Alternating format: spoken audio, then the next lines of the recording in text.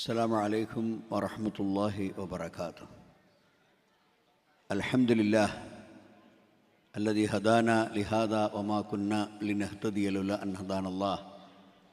اللهم صل وسلم وبارك على عبدك ورسولك محمد وعلى آل محمد وعلى آله وصحبه والذين اتبعوهم بإحسان إلى يوم الدين. أما بعد، أعوذ بالله من الشيطان الرجيم. كنتم خير أمة أخرجت للناس تأمرون بالمعروف وتنهون عن المنكر وتؤمنون بالله. ബഹുമാന്യരായ വേദിയിലെ വിശിഷ്ട അതിഥികളെ, പണ്ഡിതന്മാരെ, സഹോദരന്മാരെ, സഹോദരികളെ, തെക്കൻ കേരളത്തിൽ ഇസ്ലാമിക വിശ്വാസപ്രമാണങ്ങൾ അതിൻ്റെ ശരിയായ നിലക്ക് ഉയർത്തിപ്പിടിച്ചുകൊണ്ട് സമൂഹത്തിൻ്റെ സമുദ്ധാരണം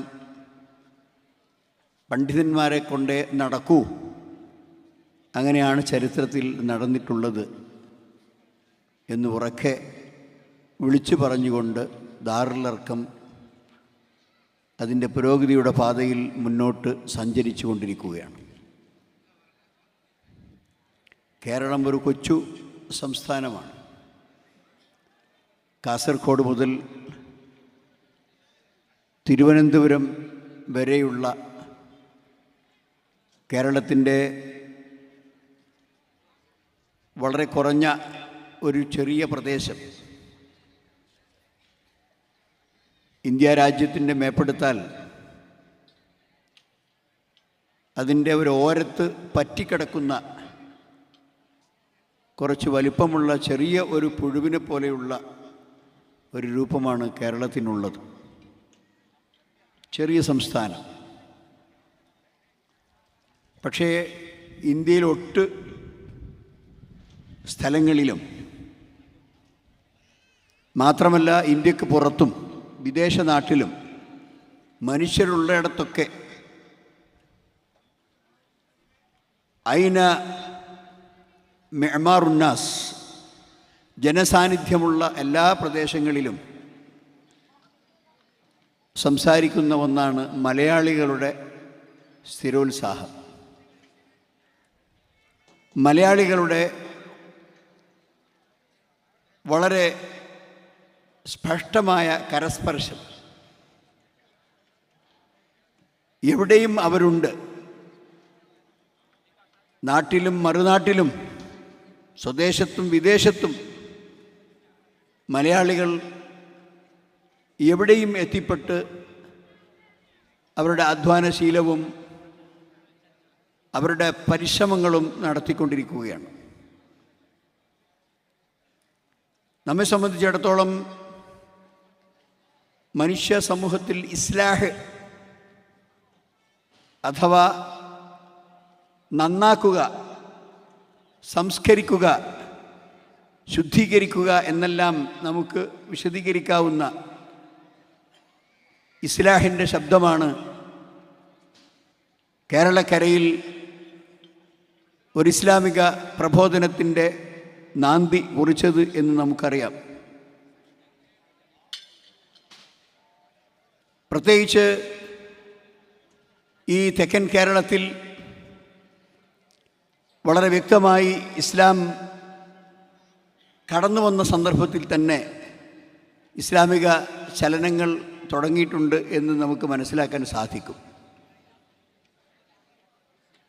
കൊടുങ്ങല്ലൂരിലെ ആദ്യത്തെ പള്ളിയും അതുമായി ബന്ധപ്പെട്ട അനുബന്ധ ചരിത്രവും പരാമർശിക്കാത്ത ഒരു ഇസ്ലാഹി കൂട്ടായ്മയുമില്ല. അതിൻ്റെ പ്രതിഫലനമെന്ന നിലക്ക് അന്ന് ഇസ്ലാഹി പ്രസ്ഥാനത്തിൻ്റെ തുടക്കത്തിൽ മലബാറിലെ പല പണ്ഡിതന്മാരും ഈ പ്രദേശങ്ങളിലേക്ക് കടന്നു വന്നു. ഈ സന്ദർഭത്തിൽ നമുക്ക് അനുസ്മരിക്കേണ്ട ഒരു നാമമാണ് സൽസബീൽ ഉമർ മൗലവിയുടെ സാന്നിധ്യം. അദ്ദേഹത്തെ പൂർണ്ണമായ ആരോഗ്യത്തോടെ, പൂർണ്ണമായ ഉന്മേഷത്തോടെ, പൂർണ്ണമായ ആവേശത്തോടെ ശിർക്കിൻ്റെയും ബിദ്അത്തിൻ്റെയും ആളുകളോടുള്ള പരിപൂർണമായ മാനസിക വെറുപ്പോടെ കണ്ടിട്ടുള്ള ഒരാളാണ് ഞാൻ. ദീർഘകാലമല്ലെങ്കിലും ഒരു ഹ്രസ്വകാലം അദ്ദേഹത്തിൻ്റെ അധ്യാപനവും അത് മുഖേന അദ്ദേഹവുമായി ഒരു ഗുരുശിഷ്യ ബന്ധവുമുള്ള വ്യക്തിയാണ് ഞാൻ. ഉമർ മൗലവി ഈ പ്രദേശങ്ങളിൽ നിർവഹിച്ചിട്ടുള്ള ഇസ്ലാമിക പ്രബോധന മുന്നേറ്റത്തിൻ്റെ ചരിത്രം, അദ്ദേഹത്തിൻ്റെ ജീവചരിത്രം, അതല്ലെങ്കിൽ ബയോഡാറ്റ, അതല്ലെങ്കിൽ അദ്ദേഹത്തിൻ്റെ ഏറ്റവും വലിയ ഇസ്ലാമിക പ്രവർത്തനത്തിൻ്റെ ഒരു ഓർമ്മക്കുറിപ്പായ ഓർമ്മകളുടെ തീരത്ത് എന്ന പുസ്തകത്തിൽ അദ്ദേഹം എഴുതി വച്ചിട്ടുണ്ട്. ഈ അടുത്ത പ്രദേശത്തുള്ള കരിച്ചാറ എന്ന സ്ഥലത്ത് അദ്ദേഹം വരികയും അവിടെ ഇന്നും ഉയർന്നു നിൽക്കുന്ന ഒരു ഇസ്ലാഹി ചലനത്തിൻ്റെ തുടക്കം കുറിക്കുകയും അവിടുത്തെ മെമ്പറുകളിൽ നിന്ന് അത്രയൊന്നും വെള്ളിയാഴ്ച പ്രസംഗമോ അതുപോലെ തന്നെ മതപ്രസംഗമോ ഒന്നും പരിചയമില്ലാത്ത ആ പ്രദേശത്ത് അദ്ദേഹം മലയാളത്തിൽ പ്രസംഗം നിർവഹിക്കുകയും അതൊരു അടയാളമായി, ഒരു ചരിത്രത്തിൻ്റെ തറക്കല്ലായി മാറുകയും ചെയ്തതാണ്. ഇന്ന് ഈ പ്രദേശത്തുകാർക്കൊക്കെ അറിയാം. എനിക്ക് ആ ചരിത്രം വളരെ കൂടുതലൊന്നും അറിഞ്ഞില്ല, ഞാൻ വായിച്ച് മനസ്സിലാക്കിയത് മാത്രമാണ്. മാത്രമല്ല, അദ്ദേഹത്തിന് കുടുംബ ബന്ധങ്ങൾ പോലും ഈ പ്രദേശങ്ങളിൽ ഉണ്ടായിരുന്നു. അങ്ങനെ ഒറ്റയാൻ പട്ടാളമായി ഇവിടെ കടന്നു വരികയും ഈ അന്ധവിശ്വാസങ്ങളുടെയും അനാചാരത്തിൻ്റെയും ഈ കൊത്തളങ്ങളിൽ തൗഹീദിൻ്റെ ശബ്ദം ഉറക്കെ സംസാരിക്കുകയും ചെയ്ത മൗലവി അതിന് കാണിച്ച ധൈര്യം നമുക്കെല്ലാം ഇന്ന് ഇത് ഉറക്കെ പറയാൻ സാധിക്കുന്ന തരത്തിൽ നമുക്കൊക്കെ ഒരു പിന്തുണ നൽകി ഇന്നും അത് നിലനിൽക്കുകയാണ്.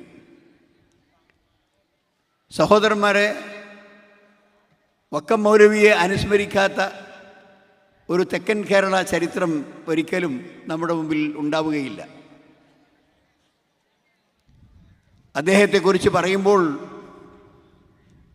വിദ്യാഭ്യാസമാണ് മുസ്ലിം സമുദായത്തെ സമുദ്ധരിക്കുക എന്ന് ഏറ്റവും കൂടുതൽ മനസ്സിലാക്കിയ അദ്ദേഹം അക്ഷരവിദ്യ നമ്മുടെ കുട്ടികളെ പഠിപ്പിക്കാൻ വേണ്ടി, അതുതന്നെ അറബി ഭാഷ വളർത്താൻ വേണ്ടി ഇവിടെയുള്ള തിരുവിതാംകൂർ രാജവംശത്തിൻ്റെ ആശീർവാദത്തോടുകൂടി പള്ളിക്കൂടങ്ങൾ തുടങ്ങുകയും അറബി ഭാഷാ പഠനത്തിൻ്റെ പ്രധാനിയായി നിയമിക്കപ്പെടുകയും അങ്ങനെ അദ്ദേഹം നിർവഹിച്ച വിദ്യാഭ്യാസ വിപ്ലവം വളരെ പ്രസിദ്ധമാണ്.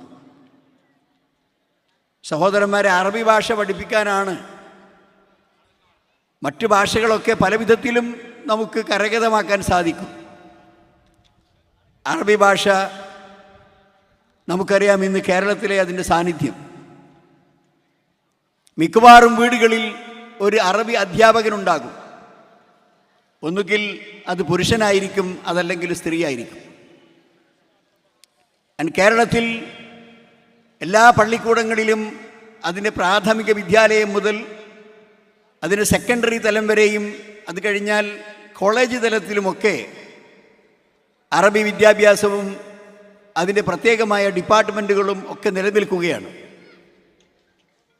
അങ്ങനെ വളരെ ആസൂത്രിതമായ രീതിയിൽ ഇവിടെ അറബി ഭാഷ ഉയർന്നു വരികയും അത് പഠിക്കുവാനുള്ള സൗകര്യങ്ങൾ ഒരുക്കുകയും ചെയ്ത കൂട്ടത്തിൽ നാം അനുസ്മരിക്കുന്ന ഒരു മഹാമനുഷ്യനാണ് വക്കം അബ്ദുൽ ഖാദർ മൗലവി.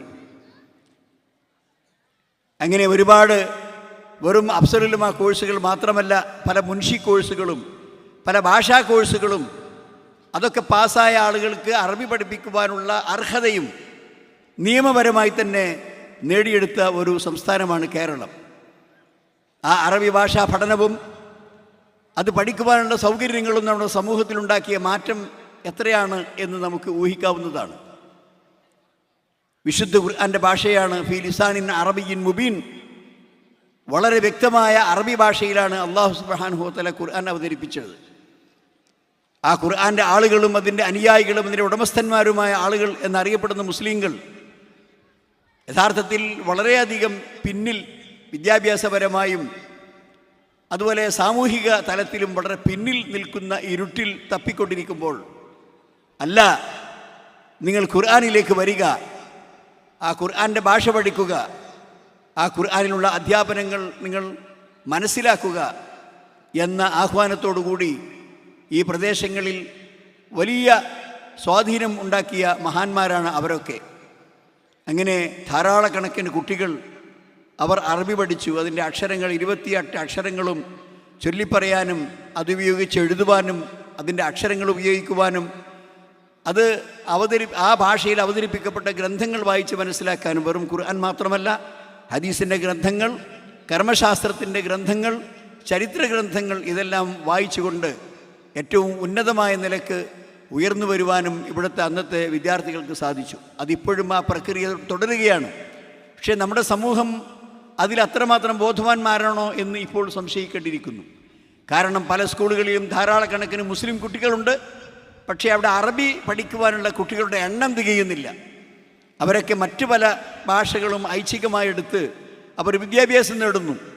അറബി പഠിക്കാൻ വളരെ പ്രയാസം. ഞങ്ങളെപ്പോലെയുള്ള ആളുകളെ കാണുമ്പോൾ പലപ്പോഴും രക്ഷിതാക്കൾ അതല്ലെങ്കിൽ അറബി ഭാഷാ രംഗത്ത് പ്രവർത്തിക്കുന്ന ആളുകൾ പറയാറുണ്ട്, അറബി ഭാഷയ്ക്ക് പ്രാധാന്യം കൊടുക്കുന്ന, അറബി ഭാഷ കുട്ടികളെ പഠിപ്പിച്ചുകൊണ്ട് അവർക്ക് എന്തെങ്കിലും ഇസ്ലാമികമായ വിദ്യാഭ്യാസവും അറിവും നേടുവാൻ സാധിക്കുന്ന ഒരു തരത്തിലേക്ക് ഇവരെ മാനസികമായി പരിവർത്തിപ്പിക്കാൻ നിങ്ങൾ സംസാരിക്കണം എന്ന് അറബി ഭാഷയെ സ്നേഹിക്കുന്ന ആളുകൾ പറയാറുണ്ട്. സഹോദരന്മാരെ, വളരെ വിചിത്രമാണ് നമ്മുടെ സമുദായത്തിൻ്റെ കാര്യം. ഇങ്ങനെ നമ്മുടെ കുട്ടികൾക്ക് ലാ ഇലാഹ ഇല്ലല്ലാഹ് എന്ന് പറയാനും ലാ ഇലാഹ ഇല്ലല്ലാഹ് എന്ന മഹത്തായ ആ വചനത്തിൻ്റെ അർത്ഥം മനസ്സിലാക്കാനും എന്ന് മാത്രമല്ല, ഒരു വചനം അള്ളാഹുവിൻ്റെ ഖുർആൻ ഓതിക്കൊണ്ട് അതിൽ നിന്നൊരാശയം ഗ്രഹിക്കുവാനും ഒരു ചെറിയ തോതിലെങ്കിലും സാധിക്കുന്ന ഒരു വിദ്യാഭ്യാസമാണ് 1 മുതൽ 10ാം ക്ലാസ് വരെയുള്ള അറബി ഭാഷാ പഠനത്തിലൂടെ ലഭിക്കുന്നത്. അത് ഉപേക്ഷിക്കുവാൻ, അത് വേണ്ടെന്ന് വെക്കുവാൻ എങ്ങനെയാണ് ഒരു മുസ്ലിം രക്ഷിതാവിന് സാധിക്കുക? കുട്ടിയെ സ്കൂളിൽ ചേർക്കുമ്പോൾ പലപ്പോഴും അവിടെ ഓപ്ഷൻ ചോദിക്കുമ്പോൾ അറബി ഭാഷ പഠനത്തിന് അവനെ ചേർക്കണം എന്ന് നമ്മുടെ രക്ഷിതാക്കൾക്ക് തോന്നുന്നില്ല. എന്നാൽ ആ കാലഘട്ടങ്ങളിൽ നമ്മുടെ ദർസുകളിൽ ഓതിപ്പഠിച്ച നമ്മുടെ മഹാപണ്ഡിതന്മാരായ ആളുകൾ പലപ്പോഴും അറബി കോളേജുകളുടെ മുമ്പ് ഇവിടെ ദർസുകളുടെ സാന്നിധ്യമാണ് ഉണ്ടായിരുന്നത്. നല്ല നല്ല കിതാബുകൾ ഓതിപ്പഠിക്കുന്ന ചെറിയ ചെറിയ സംഘങ്ങൾ, ഒരുപക്ഷെ നാട്ടുകാരുടെ ഔദാര്യത്തോടു കൂടി, നാട്ടുകാരുടെ സാമ്പത്തിക സഹായത്തോടു കൂടി അവർ ഭക്ഷണം കൊടുത്തും സൗകര്യങ്ങൾ ഒരുക്കിയും പല പ്രദേശങ്ങളിലും ഇങ്ങനെയുള്ള പള്ളി ദർസുകൾ പ്രവർത്തിച്ചു. ആ പള്ളി ദർസുകളിൽ ഇരുന്ന് അറബി ഭാഷാ ഗ്രാമറും ഗ്രന്ഥപരിചയവും നേടിയെടുത്ത മഹാപണ്ഡിതന്മാരാണ് പിന്നീട് ഈ നാട്ടിലെ അറബി ഭാഷ പ്രചരണത്തിന് നേതൃത്വം ഏറ്റെടുത്തത്. അതിലേറ്റവും പ്രഗത്ഭനായ വ്യക്തിയാണ് ഞാൻ നേരത്തെ പരാമർശിച്ച വക്കം അബ്ദുൽ ഖാദർ മൗലവി. മാത്രമല്ല, സമൂഹത്തിൽ എഴുത്തിൻ്റെയും വായനയുടെയും സാഹിത്യത്തിൻ്റെയും രചനയുടെയും ഗ്രന്ഥരചനയുടെയും ഒക്കെ അങ്ങനെയുള്ള ബാലപാഠങ്ങൾ അദ്ദേഹത്തെ പോലുള്ള ആളുകളാണ് പഠിപ്പിച്ചത്. അങ്ങനെ നമ്മുടെ നാട്ടിൽ പ്രഭാഷകരുണ്ടായി, എഴുതാൻ അറിയുന്ന ആളുകളുണ്ടായി, വിദ്യാഭ്യാസ സ്ഥാപനങ്ങൾ സാധിക്കാൻ കഴിവുള്ള സമൂഹമുണ്ടായി. വ്യത്യസ്ത പേരുകളിലാണെങ്കിലും പല ഇസ്ലാമിക സമൂഹങ്ങളും നിലവിൽ വന്നു. അത് കേരളത്തിൻ്റെ പല ഭാഗത്തും കുറച്ചാളുകൾ, ഇസ്ലാമിക ബോധമുള്ള ആളുകൾ സംഘടിച്ചുകൊണ്ട് ഒരു സംഘടന ഉണ്ടാക്കുകയും ആ സംഘടനയ്ക്ക് കീഴിൽ മദ്രസകൾ, അതുപോലെ തന്നെ പള്ളികൾ, അതുപോലെ ഇസ്ലാം പഠിക്കുവാൻ ആവശ്യമായ വിദ്യാഭ്യാസ സ്ഥാപനങ്ങൾ എല്ലാം ഇവിടെ ഒരുക്കുകയുണ്ടായി. പലപ്പോഴും മലബാറിൽ ഇതുപോലുള്ള സ്ഥാപനങ്ങൾ വളരെ ശീഘ്രം ഉയർന്നു വന്നെങ്കിലും തെക്കൻ കേരളത്തിൽ അത് ഇന്നും അതിൻ്റെ വളർച്ച വളരെ പരിമിതമാണ്. പലപ്പോഴും ഇവിടെ ഒരു ഇസ്ലാമിക പ്രഭാഷണവും കാര്യങ്ങളും നടക്കണമെങ്കിൽ വടക്കൻ നിന്ന് ട്രെയിനിലെ ഒഴിവ് നോക്കി, അതിൻ്റെ സീറ്റിൻ്റെ ലഭ്യത നോക്കി, അങ്ങനെയൊക്കെ ഒരുപാട് പരിശ്രമിച്ചാണ് വടക്കൻ നിന്ന് പ്രധാനപ്പെട്ട പണ്ഡിതന്മാരെ ഇങ്ങോട്ട് എത്തിക്കുന്നത്. വളരെ കാലങ്ങളായി ഇത് തുറന്നുകൊണ്ടിരിക്കുന്നു. ഇതിന് ഒരു വ്യത്യാസം എന്ന നിലക്ക് ഇത്തരം മലബാറിൽ നിലകൊള്ളുന്ന പ്രസിദ്ധമായ ഇസ്ലാമിക ശരീഅ സ്ഥാപനങ്ങൾ അതുള്ളതുപോലെ തന്നെ തെക്കൻ കേരളത്തിലും ഉയർന്നു വരണം. അവിടെയും മതവിദ്യാഭ്യാസം നേടുവാനുള്ള സൗകര്യമുണ്ടായിരിക്കണം. വടക്കൻ ഭാഗത്ത് അറിയപ്പെടുന്ന മഹാപണ്ഡിതന്മാരെ പോലെ അത്രമാത്രം ഉയർന്ന നിലക്ക് അറിയപ്പെടുന്ന, സാമൂഹിക പരിഷ്കരണ പ്രവർത്തനങ്ങളിൽ ഏർപ്പെടുന്ന, തൗഹീദിൻ്റെ ശബ്ദം ഉറക്കെ പ്രഖ്യാപിക്കാൻ സാധിക്കുന്ന മഹാപണ്ഡിതന്മാർ കേരളത്തിൻ്റെ തെക്ക് ഭാഗത്തു നിന്നും ഉയർന്നു വരണം എന്ന് നമ്മൾ ആഗ്രഹിക്കാൻ തുടങ്ങിയിട്ട് ഒരുപാട് കാലമായി. പക്ഷേ പ്രായോഗിക രംഗത്ത് നോക്കുമ്പോൾ അവിടെയൊക്കെ സങ്കടകരമായ കാര്യങ്ങളാണ് നിലനിന്നിരുന്നത്. അതിനിടയ്ക്കാണ് ഏതാനും വർഷങ്ങൾക്ക് മുമ്പ്, 10 വർഷവും കൂടി തികഞ്ഞിട്ടില്ല, ദാറുൽ അർക്കം എന്ന ഒരു പ്രതീക്ഷ, ഒരു വലിയ പ്രത്യാശ ഇവിടെ ഉയർന്നു വന്നത്. സഹോദരന്മാരെ, എത്രയാണ് അതിൻ്റെ മാറ്റം നിങ്ങൾ ആലോചിച്ച് നോക്കൂ. ഒരുപാട് രക്ഷിതാക്കൾ ഇന്ന് എൻ്റെ മുമ്പിൽ ഇരിക്കുന്നു. ഒരുപാട് സഹോദരന്മാർ ഇവിടെ ഈ മഹാസമ്മേളനത്തിൽ പങ്കെടുക്കാൻ വേണ്ടി എത്തിച്ചേർന്നിട്ടുണ്ട്. ഇതിനൊക്കെ നിമിത്തം നമുക്ക് ചാരി വെക്കാൻ ഒരു ചുമർ, ചിത്രം വരയ്ക്കാൻ ഒരു ചുമർ, അതാണ് ദാറുൽ അർക്കം. ഇസ്ലാമികമായ പ്രവർത്തനത്തിൻ്റെ ഒരു വലിയ നേട്ടം, ഒരു യുദ്ധവിജയം എന്ന് വേണമെങ്കിൽ നമുക്കിത് മനസ്സിലാക്കാൻ സാധിക്കും. ഇതൊരു അടയാളമാണ്. ഈ അടയാളം അത് തെക്കൻ കേരളത്തിലെ ഇസ്ലാമിക പ്രബോധനത്തിൻ്റെ നെഞ്ചിൽ കുറിച്ചു വെക്കുന്ന ഒരു വലിയ ആധാരമെഴുത്താണ്. അഥവാ ലാ ഇലാഹ ഇല്ലല്ലാഹ് മുഹമ്മദ് റസൂലുള്ളാഹ്, അള്ളാഹുവാണ് ആരാധനക്കർഹൻ, അവനല്ലാതെ ആരെയും ആരാധിക്കാൻ പാടില്ല, ഏക ഇലാഹ് അവൻ മാത്രമാണ്. നമുക്ക് ജീവിക്കാൻ ഏറ്റവും വലിയ പ്രമാണം പ്രവാചകൻ്റെ സുന്നത്താണ്. ആ പ്രവാചകൻ പഠിപ്പിച്ചു തന്ന സുന്നത്തനുസരിച്ച്, അതിൻ്റെ അധ്യാപനമനുസരിച്ച് ജീവിതത്തിൽ മുവഹിദായിരിക്കുകയും ജീവിതത്തിൽ സംസ്കരണമുണ്ടായിരിക്കുകയും അങ്ങനെ ജീവിതത്തിൻ്റെ എല്ലാ മേഖലകളിലും ഇസ്ലാമിക സന്ദേശങ്ങൾക്ക് പ്രാധാന്യം കൊടുത്തുകൊണ്ടൊരു കുടുംബജീവിതം കെട്ടിപ്പടുക്കുകയും ചെയ്യാൻ ആഗ്രഹിക്കുന്ന ഏതൊരു ഇഖ്ലാസും അതുപോലെ തന്നെ ആത്മാർത്ഥതയുമുള്ള ഒരു മുസ്ലിമിനെ സംബന്ധിച്ചിടത്തോളം ഈ സ്ഥാപനം ഒരു വലിയ പ്രതീക്ഷയാണ്. സഹോദരന്മാരെ, ഇവിടെ തെക്കൻ കേരളത്തിൽ ഇങ്ങനെ കൊല്ലം മുതൽ ഇങ്ങനെ തിരുവനന്തപുരത്തിൻ്റെ പല ഭാഗങ്ങളിലും അൽഹംദുലില്ലാ ഇപ്പോൾ തൗഹീദിൻ്റെ കേന്ദ്രങ്ങളായ പള്ളികൾ ഉയർന്നു വന്നുകൊണ്ടിരിക്കുന്നു. പല സഹോദരന്മാരും വളരെ പ്രയാസപ്പെട്ടുകൊണ്ട് അവിടെയൊക്കെ അള്ളാഹുവിന് മാത്രം വിളിച്ച് പ്രാർത്ഥിക്കുവാൻ ആവശ്യമായ ആരാധനാലയങ്ങൾ കെട്ടിപ്പടുക്കാൻ വേണ്ടി സ്ഥലങ്ങൾ വാങ്ങുന്നു.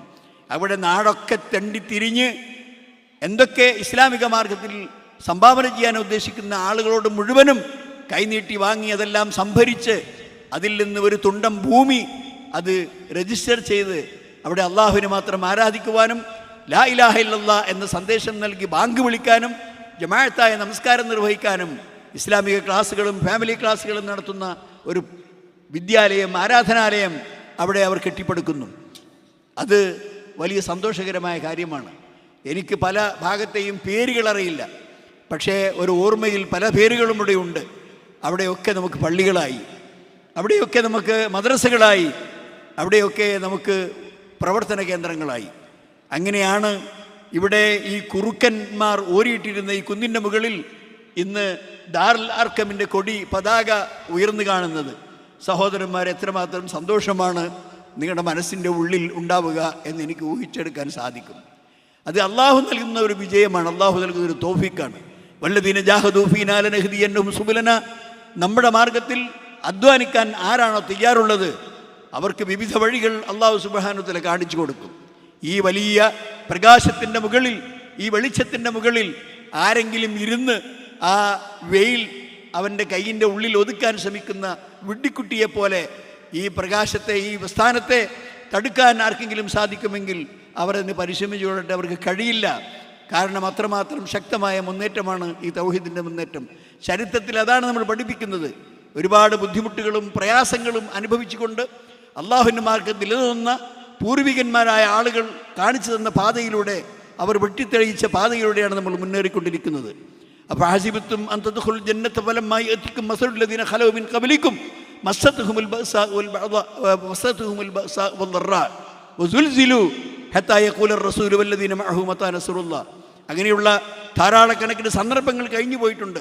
ഒരു അധ്വാനവുമില്ലാതെ, വെറുതെ തുണിങ്കുപ്പായവും മാറ്റി നടന്ന്, ഒരു അധ്വാനവും ചെയ്യാതെ, ഒരു കൂട്ടായ്മയിലും പങ്കെടുക്കാതെ, കൂട്ടമായ പ്രവർത്തനത്തിൽ ഒന്നും ഒരു പങ്കാളിത്തവും വഹിക്കാതെ വെറുതെ ഇരുന്നു കൊണ്ട് അങ്ങ് സ്വർഗത്തിലേക്ക് നടന്നു കയറാം എന്നാണോ നിങ്ങൾ വിചാരിക്കുന്നത്?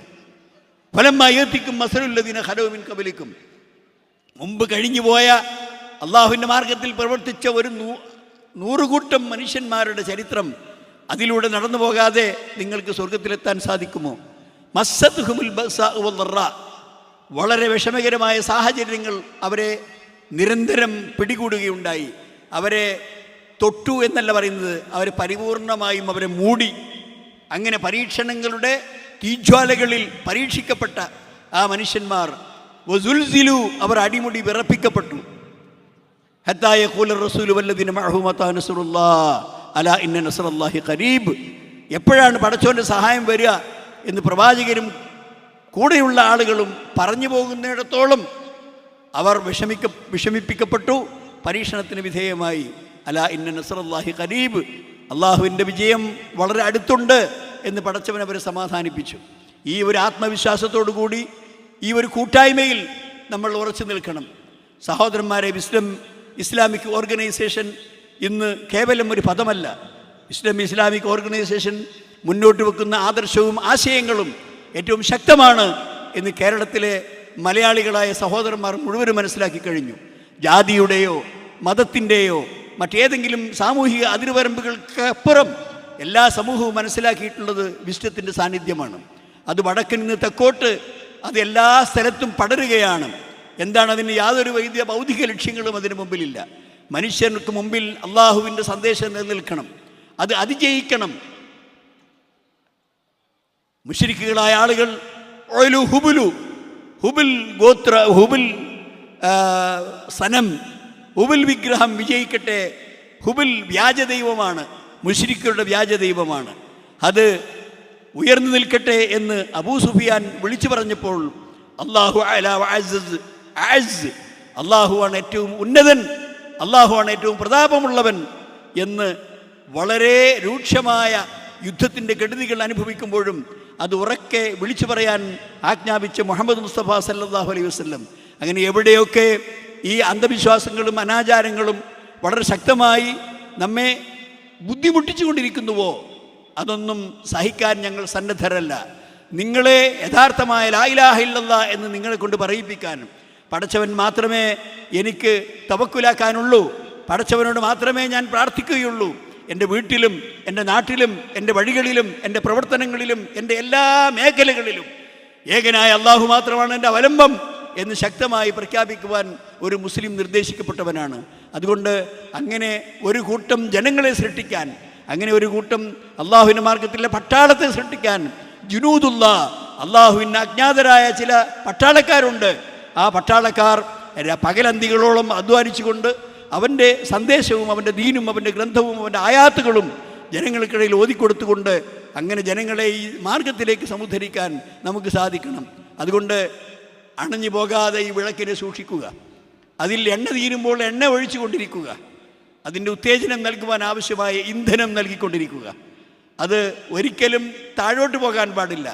എല്ലാ രംഗത്തും അത് പുരോഗതി രേഖപ്പെടുത്തിക്കൊണ്ടേയിരിക്കണം. അങ്ങനെ ഓരോ വർഷവും ഈ സ്ഥാപനത്തിൻ്റെ കവാടങ്ങൾ കടന്ന് പുറത്തിറങ്ങി ഇവിടെയുള്ള പണ്ഡിതന്മാരും ദായിമാരും പ്രബോധകന്മാരുമായ ആളുകൾ ഈ രംഗത്ത് നിന്ന്, ഈ സ്ഥാപനത്തിൽ നിന്ന് പുറത്ത് ഇറങ്ങിക്കൊണ്ടിരിക്കണം. ആ ദാറുൽ അർഖമിലെ വാതിൽ തുറന്ന് പുറത്തിറങ്ങുന്ന കുട്ടികൾ ഇൻഷാ അല്ലാഹ് ഞങ്ങൾ കണ്ടുകൊണ്ടിങ്ങനെ നിറഞ്ഞു കാണുകയാണ്. അവരുടെ ഖുത്ബകൾ പറയുന്നു, മദ്രസകളിൽ അധ്യാപകരായി പഠിപ്പിക്കുന്നു, അവർ ഫാമിലി ക്ലാസ്സുകളിലും സമ്മേളനങ്ങളിലും സംസാരിച്ചു കൊണ്ടിരിക്കുന്നു. ഇസ്ലാമിനെ തെറി വിളിച്ച് നടക്കുന്ന ചില ദുരുപദിഷ്ഠ പണ്ഡിതന്മാരുടെ വിദണ്ഡവാദങ്ങൾക്ക് മറുപടി പറഞ്ഞുകൊണ്ടിരിക്കുന്നു. അങ്ങനെ എല്ലാ രംഗത്തും വളരെ ശക്തമായ സ്വാധീനം ചെലുത്തിക്കൊണ്ട് ജാമിഅൽ ഹിന്ദ് അൽ ഇസ്ലാമിയയുടെ ഹിക്കമിമാരും ദാറുൽ അർഖമിൻ്റെ പ്രൊഡക്റ്റുകളും അതുപോലെ തന്നെ ജാമിയത്തുൽ ഹിന്ദിൻ്റെ എവിടെയൊക്കെ ശാഖകൾ പ്രവർത്തിക്കുന്നുവോ അവിടെയുള്ള കുട്ടികൾ ഉത്സാഹഭരിതരായി നമുക്ക് ആവേശം തന്നുകൊണ്ടിരിക്കുകയാണ്. സഹോദരന്മാരെ, പഠിക്കണം നമ്മുടെ കുട്ടികൾ. പഠിപ്പ് മാത്രമല്ലാതെ ഈ സമുദായത്തെ സമുദ്ധരിക്കാൻ മറ്റ് മാർഗങ്ങളൊന്നുമില്ല. ഭൗതികമായ സൗകര്യങ്ങൾ ഉണ്ടായിട്ട് നമ്മൾ നന്നാവില്ല, പണം ഒരുപാടുണ്ടായിട്ട് ഒന്നും സാധ്യമല്ല. പണം സഹായകരമായ അള്ളാഹുവിൻ്റെ ഒരു അനുഗ്രഹമാണ്. പക്ഷേ അത് ശരിയായ മാർഗത്തിൽ ഉപയോഗം ചെയ്യണം, ശരിയായ മാർഗത്തിൽ വിനിമയം ചെയ്യണം. അല്ലാഞ്ഞാൽ അത് മഹാ അപകടമാണ്. നബി സല്ലല്ലാഹു അലൈഹി വസല്ലം പറഞ്ഞു, ലാ അഖ്ഷാക്കും ലാ അലൈക്കുമുൽ ഫഖറ വലാകിൻ അഖ്ഷ അൻ തുബ്സത അലൈക്കുമുദ് ദുനിയ ഫതനാഫസു ഫീഹാ. ദാരിദ്ര്യം നിങ്ങൾക്ക് ഉണ്ടാകുന്നതിനെ ഞാൻ ഭയപ്പെടുന്നില്ല. ദരിദ്രനായിപ്പോയി എന്നതൊരു കുറവല്ല. പക്ഷേ നിങ്ങളിൽ ഞാൻ ഭയപ്പെടുന്ന കാര്യം അൻ തുബ്സത അലൈക്കുമുദ് ദുനിയ ഫതനാഫസു ഫീഹാ. ഈ ഭൗതികമായ പ്രമുഖതയിലും ആഡംബരത്തിലും നിങ്ങൾക്ക് ഒരുപാട് വാരിച്ചോരി അനുഗ്രഹം കിട്ടി. അപ്പോൾ നിങ്ങൾ നന്ദികേട് കാണിക്കും. നിങ്ങളുടെ പണം കല്യാണ മണ്ഡപങ്ങളിൽ ദൂർത്തടിക്കാൻ, അതുപോലെ തന്നെ നിങ്ങളുടെ ഭക്ഷണത്തിലും നിങ്ങളുടെ വസ്ത്രത്തിലും നിങ്ങളുടെ പാർപ്പിടങ്ങളിലും നിങ്ങളുടെ സാമൂഹ്യ ജീവിതത്തിലുമെല്ലാം അനാവശ്യമായ കാര്യങ്ങൾക്ക് ധനം വിനിമയം കൊണ്ട് ഇസ്രാഫിൻ്റെ അമിതവ്യയത്തിൻ്റെ ആ തോന്നിവാസം ചെയ്യാൻ ഇന്ന് എല്ലാവരേക്കാൾ മുന്നിൽ മുസ്ലിം സമുദായത്തിൽപ്പെട്ടവരാണ്. നിങ്ങൾ കണ്ടിട്ടില്ലേ കല്യാണ സദസ്സുകൾ എത്രമാത്രം ആഭാസകരമാണ്. ആണും പെണ്ണും കൂടിക്കലർന്ന് കൂട്ടിയാടി സംഗീതങ്ങൾ കേട്ട് അവിടെയുള്ള നൃത്തങ്ങൾ നടത്തി പല രൂപത്തിലുള്ള പടക്കങ്ങൾ പൊട്ടിച്ച് അങ്ങനെ ഞങ്ങൾ നിങ്ങളെക്കാൾ മുന്നിലാണ് എന്ന് പൂരങ്ങളിൽ സഹോദരന്മാർ കാട്ടിക്കൂട്ടുന്നതിനേക്കാൾ അപ്പുറത്ത് നമ്മുടെ വിവാഹ സദസ്സുകളിൽ നടത്തുന്നു. സമ്മതിക്കാൻ പാടില്ല സഹോദരന്മാരെ. ബോധവൽക്കരണം. നമ്മൾ ചെന്ന് അവിടെ അടിയും പിടിയും ഉണ്ടാക്കലല്ല, നേരെ മറിച്ച് അത്തരം പ്രവണതകളുള്ള ആളുകളെ, അങ്ങനെയുള്ളതല്ല ഇസ്ലാമിലെ വിവാഹം. അതിനൊക്കെ ചില അടുക്കും ചിട്ടകളുമുണ്ട്. പെണ്ണുങ്ങളുടെ അവസ്ഥയിലും ആണുങ്ങളുടെ അവസ്ഥയിലും ഓരോരുത്തരും അച്ചടക്കം പാലിച്ചുകൊണ്ട് ഓരോരുത്തരും നിലകൊള്ളേണ്ട കാര്യം ഖുർആൻ പ്രഖ്യാപിച്ചിട്ടുണ്ട്, നബി സല്ലല്ലാഹു അലൈഹി വസല്ലമയുടെ വചനങ്ങളിലുണ്ട്. അതുകൊണ്ട് തന്നെ ആ അധ്യാപനങ്ങളൊക്കെ പാലിച്ചുകൊണ്ട് മര്യാദയോടുകൂടി ആരെക്കൊണ്ടും പറയിപ്പിക്കാത്ത ഒരു വിവാഹം നടത്താൻ നമുക്ക് സാധിക്കണം. സഹോദരന്മാരെ, സങ്കടകരമാണ്. മിഠായി കൊടുപ്പ്, സമ്മാനങ്ങൾ കൊടുപ്പ്, താലി കെട്ടിക്കൊടുക്കൽ, അങ്ങനെ പല രൂപത്തിലുള്ള കൈകാര്യങ്ങളും ചെയ്തുകൊണ്ട് വിവാഹ സദസ്സാകെ കോലം കെടുത്തിക്കളഞ്ഞ ഒരു സമുദായത്തോടാണ് ഞാൻ സംസാരിക്കുന്നത്. ആ കാര്യം ഇതുപോലുള്ള സ്ഥാപനങ്ങൾ ഉയർന്നു വരുമ്പോൾ, അവിടെ നിന്ന് കുട്ടികൾ വിജ്ഞാനം നേടുമ്പോൾ അത് അവർക്ക് സമ്പത്തുണ്ടായാൽ നമുക്കൊരു അനുഗ്രഹമാകും. എത്രമാത്രം നല്ല മനുഷ്യന്മാരുടെ സമ്പന്നന്മാരുടെ സഹായം കൊണ്ടാണ് നമ്മുടെ ദീനീ പ്രവർത്തനം നടത്തുന്നത് നിങ്ങൾ അറിയുമോ? കോഴിക്കോട് പട്ടണത്തിൽ ഒരു വലിയ കേന്ദ്രം ഉയർന്നു വരികയാണ്. വിസ്ഡം ഇസ്ലാമിക് ഓർഗനൈസേഷൻ്റെ സംസ്ഥാന സൗധം എന്ന് പറയാവുന്ന വിസ്ഡം ഹൗസ്. നിങ്ങൾക്കറിയുമോ? എത്രയോ അധികം പണം ആവശ്യമുള്ള ഒരു കേന്ദ്രമാണത്. പക്ഷേ ആ കേന്ദ്രം ഉയർന്നു വന്നാൽ അതിൻ്റെ അടിത്തറയിൽ നിന്ന് അത് പടുത്തുയർത്തുന്ന ഓരോ ഇഷ്ടികയും ഇസ്ലാമിനെ ഇവിടെ ശക്തിപ്പെടുത്തുന്ന ഇഷ്ടികകളായി മാറും. അതിൻ്റെ ആ കെട്ടിടം, ആ സമുച്ചയം ഉയർന്നു വരുമ്പോൾ കേരളത്തിലും കേരളത്തിൻ്റെ പുറത്തും വിദേശ രാജ്യങ്ങളിലും ഒരു ഇസ്ലാമിക പ്രബോധന പ്രവർത്തനങ്ങൾ നിർവഹിക്കാവുന്ന ഒരു വലിയ വിളക്കുമാടമായി, പ്രകാശം പരത്തുന്ന ഒരു വിളക്കുമാടമായി ആ കേന്ദ്രം മാറും. സഹോദരന്മാരെ, അത് ആരാണ് അതിന് പിന്നിൽ? ചെറിയ ചെറിയ തൊഴിലാളികൾ, വളരെ കുറഞ്ഞ വേതനം വാങ്ങുന്ന ആളുകൾ, വളരെ കുറഞ്ഞ രൂപത്തിൽ അധ്വാനിക്കുന്ന ആളുകൾ, നിത്യച്ചെലവിന് 1000 രൂപ പോലും കൂലി തികച്ചു കിട്ടാത്ത തൊഴിലാളികൾ, അവരാണ് പണം സംഭരിച്ചുകൊണ്ട് വിസ്ഡം ഹൗസ് അവിടെ ഉയർന്നു വരാൻ വേണ്ടി സംഭാവന ചെയ്തുകൊണ്ടിരിക്കുന്നത്. പണക്കാരോ ഒട്ടും പിന്നിലല്ല. പണമുള്ളവർ, സാമ്പത്തിക ശേഷിയുള്ളവർ, അവർ അവർക്ക് ശരിയായി അവരുടെ സ്വത്തിൽ കാര്യമായ കുറവ് വരുത്തത്തക്ക വിധത്തിൽ. എന്നാൽ അത് സഹോദരന്മാരെ കുറവല്ല. അവർക്കറിയാം ഞാൻ കൊടുക്കുന്നത് നല്ലൊരു തുകയാണ്. പക്ഷേ എന്തിനാണ് അവർ കൊടുക്കുന്നത്? അള്ളാഹുവിൻ്റെ മാർഗത്തിലാണ്. അള്ളാഹുവിൻ്റെ മാർഗത്തിൽ ധനം വിനിമയം ചെയ്താൽ ഒരു അണുമണി തൂക്കം അത് കുറഞ്ഞു പോവുകയില്ലെന്ന് മാത്രമല്ല, ശിഷ്ട സമ്പത്തിനെ അത് വർദ്ധിപ്പിക്കും എന്ന് വിശുദ്ധ ഖുർആനാണ് പറഞ്ഞത്. അള്ളാഹുവിൻ്റെ മാർഗത്തിൽ വിനിമയം ചെയ്യുന്ന ആളുകൾക്ക് അള്ളാഹുവിന് പകരം കൊടുക്കും. നബി സല്ലല്ലാഹു അലൈഹി വസല്ലം പറഞ്ഞു, ലാ യൻഖുസു മാലും മിൻ സദഖ, സദഖ കൊടുത്തിട്ട് ഒരു ധനവും കുറഞ്ഞു പോവുകയില്ല. ഈ അധ്യാപനങ്ങൾ കേൾക്കുന്ന മുതലാളിമാർ, അവർക്ക് ദീനിയായ ഉപദേശം കിട്ടിയിട്ടുണ്ട്, പടച്ചവനെക്കുറിച്ച് പേടിയുണ്ട്, അവർ ഭയപ്പെടുന്നു. അതുകൊണ്ട് തന്നെ അബ്ദുറഹ്മാൻ ഇബ്നു ഔഫ് പറഞ്ഞില്ലേ, ഇതാ ഈ മദീനയിൽ വന്ന കച്ചവട സംഘങ്ങളും ആ കച്ചവട സംഘത്തിൻ്റെ ഒട്ടകങ്ങളും ആ ഒട്ടകത്തിൻ്റെ പുറത്ത് കയറ്റി വെച്ചിട്ടുള്ള കച്ചവട ചരക്കുകളുമെല്ലാം അതിന് ധാരാളക്കണക്കിന് ആളുകൾ വന്ന് വില പറഞ്ഞു. സഹാബാക്കളൊക്കെ അതിന് വില പറഞ്ഞു. അവരുടെ മാർക്കറ്റിൽ ചെറിയ ചെറിയ ചില്ലറ കച്ചവടക്കാരൊക്കെ വന്ന് അങ്ങനെ ഷാമിൽ നിന്നെത്തിയ വലിയ കച്ചവട സംഘത്തിൻ്റെ ചരക്കുകൾക്ക് വില പറഞ്ഞപ്പോൾ അദ്ദേഹം കൊടുക്കുന്നില്ല.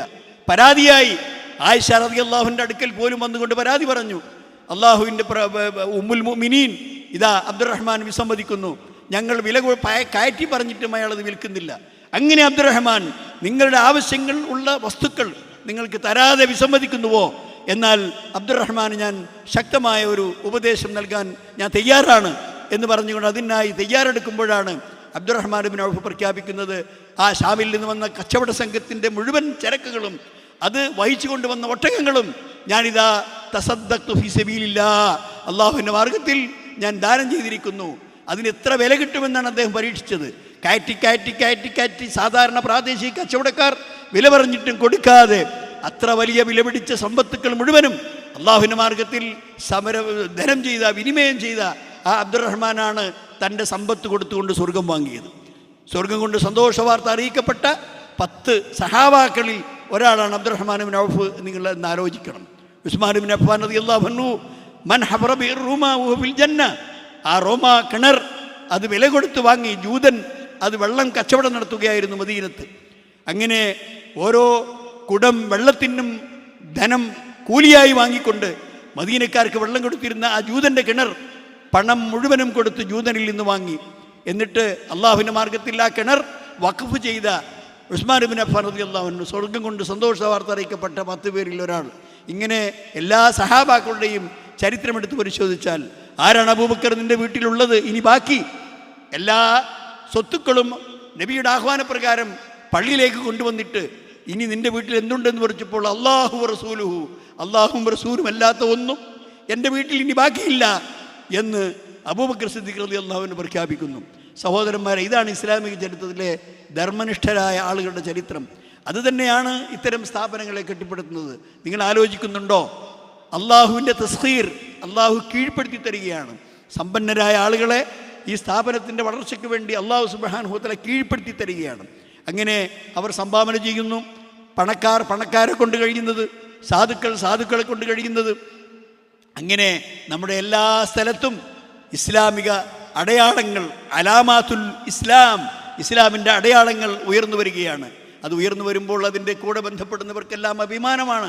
അള്ളാഹുവിന് നമ്മൾ 100 വട്ടം സ്തുതിക്കുന്നു. അൽഹംദുലില്ലാ, അല്ലാഹുമ്മ ലക്കൽ ഹംദു വലക ശുക്ർ.